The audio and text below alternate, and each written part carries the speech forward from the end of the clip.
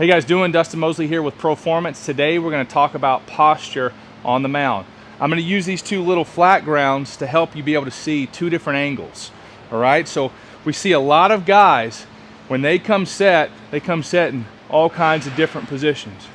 You know, you see all this stuff with the younger guys. We see real consistency at the major league level, especially with starters that are having to go the distance or hoping to go to the distance in the game. We want to preserve energy. We want to get ourselves in a nice, good posture that simplifies the movement, but we also want to be nice and relaxed through the process, because when we have runners on base, it makes your heart rate go up a little bit, right? We don't want to give up runs, so we need to get ourselves to a position of posture that's relaxed, but also athletic. So here we go. We're going to start with it. A couple ideas to think about. So I always pitch from the first base side of the rubber. I get my sign, and when I come set, what I want to think about doing, if there is a piece of tape or a line that runs through the center of my left foot and my right toe is right on it, okay? So you guys can see my right toe here. If that white line ran all the way through to that rubber, it's right there. That closes me off, okay? So that's the lower half. The lower half is nice and closed, and now let's talk about posture. Where should our feet be? Well, if you were going to jump as high as you can, just doing a vertical test, where would your feet be? Find that position. Everyone's a little bit different. Find that athletic position. Usually your feet are right outside of your hips, even with your shoulders, depending on how wide your shoulders are, okay? It's just something I like to tell guys. Think about if you're a defensive back guarding a guy, what position would you be in? Same concept. So we want to make sure we get set. We've got that tape running through the center of our left foot, even with our right toe. And now I want to make sure that I'm in a good athletic position. What I like to show guys to do is that when you come set, have small bend in your back knee. That way, if I have to be quick to the plate, all I got to do is separate and sit, and I can be quick to the plate in a good athletic position, okay? So make sure you have a small bend in that right knee. The left leg, I like to be a little flexed, but you can have bend in that too. It doesn't matter. And make sure that we have our weight distributed from our heels to our toes, but probably have a little bit more energy onto our toes. Why do we have it on our toes? Let's move on up from the ground up to the upper torso. Okay, let's talk about the upper torso. We've talked about the lower half. Let's talk about where we should be up top.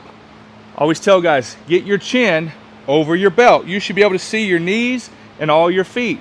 If you can't see your knees and your feet, your head is behind you. When I pick up, I'm going to have a tendency to move to the first base through the finish. We want to have good direction. What's good direction look like? If this white line ran all the way straight, I would want my left heel, left toe to land in line with my right toe, or one shoe width closed or one shoe width open, just depending on how our hips work. But direction is very important when we're trying to throw strikes to a small target, okay? So now when I come set, my chin is over my belly button. 95% of my weight is loaded on my backside. So look at it from this angle. Boom, here's my chin. I am loaded on that back side. If I want a high leg kick, I'm there. I just got to pick my knee up using my hip flexors and lower abdominals. Or if I want to be quick to the plate, what they call slide step, I want to separate and sit, and I'm right into the position exactly where I'm going to move if I go with a high leg kick, okay? So with the chin over my belly button, my feet are closed, upper torso. Now think about where's your posture as far as closed, open.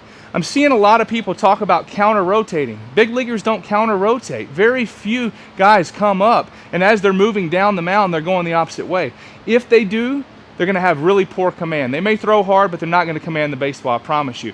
The easiest way to do this, when I come set, is if I have two numbers on the back of my shirt, you're going to see the first one and half of the second one.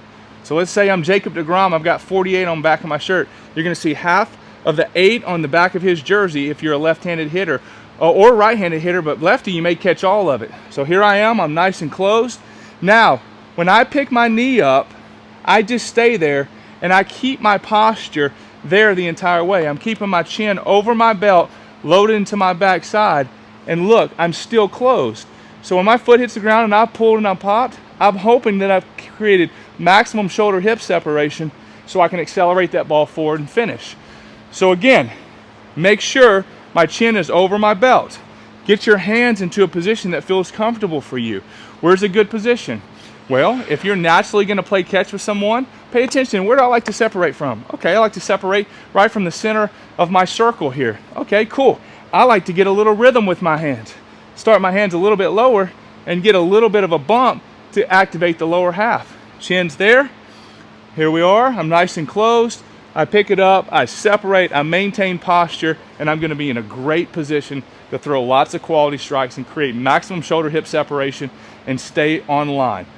Guys, that's one of the biggest things you guys have to work on, have to focus on, is getting your posture right.